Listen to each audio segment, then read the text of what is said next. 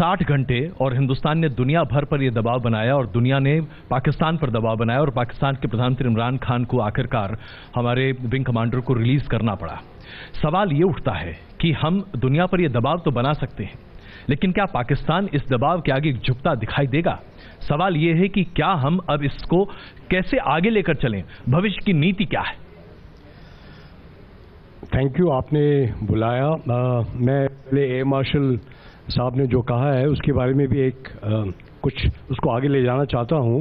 Wing commander साहब का जो पोस्चर था, उनका जो दुश्मन के सामने जिस तरह से खड़े हुए थे, तो मैं आपको थोड़ा इतिहास में ले जाना चाहता हूं।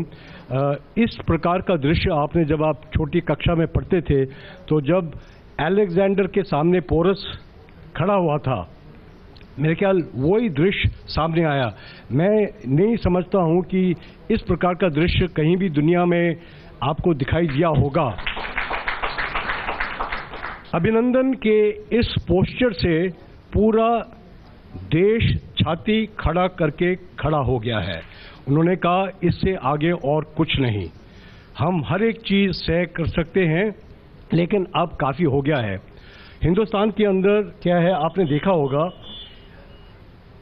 अभिनंदन का बड़ा ये it's something which you will have to study in future. जी, यहाँ पर क्या है, ग्रीक्स आए, अलेक्जेंडर आया, हंस आए, पार्थियंस आए, सिथियंस आए, मंगोल्स आए, चाइनीज आए, पाकिस्तान की लड़ाई हुई।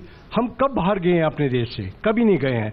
तो ये जो एक्शन गवर्नमेंट ने इस बार लिया है, चाहे वो अपने ही हिंदुस्तान के हिस्से में जो पाकिस्तान ऑक्यूपाइड कश्मीर है वहीं पर गए हैं, तो उस एरिया तक भी जाने के लिए मेरे ख्याल जनरल जोरावर सिंह जो एक सिख जनरल था, उसके बाद में ये पहला टाइम है हिस्ट्री के अंदर जब एक नियंत्रण रेखा को पार करके अपनी सेना बाहर गई है।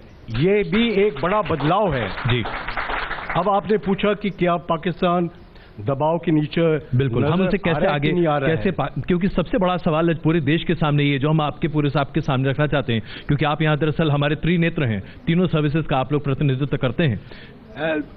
ये बिल्कुल दबाव के नीचे आ रहा है, लेकिन इसको जारी रखना पड़ेगा।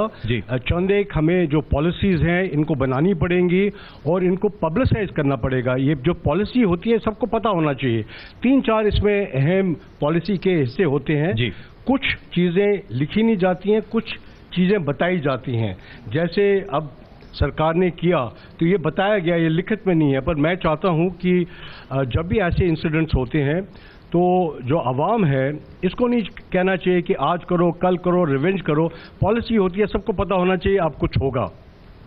ये बताया जाता है, उसमें काफ़ी छूट दी जाती है। इसके लिए रिएक्शन के लिए, एक्शन के लिए बैठक नहीं बैठाई जाती है। ये पहले से तय होता है कि अगर ये हुआ तो ये होगा, अगर ये हुआ तो ये होगा। जी, एक इसके लिए आपको फौज को तैयार करना पड़ेगा, उसको सक्षम बनाना पड़ेगा, उसके हथियार ठीक होंगे। एयर मार्शल साहब ने कहा कि देखो, हमारा 70 साल पुराना एक एयरक्राफ्ट ने एक आधुनिक एयरक्राफ्ट को मार गिराया। मैं समझता हूं कि ये विंग कमांडर साहब और इंडियन एयरफोर्स की जो ट्रेनिंग है उसके ऊपर है, लेकिन इसे गलत सबक नहीं लें। अगर आप सोचेंगे कि 70 साल पुराने हथियारों से आप अगली लड़ाई लड़ेंगे तो आप सही लड़ाई नहीं लड़ पाएंगे। इसके लिए आपको तैयारी करनी पड़ेगी।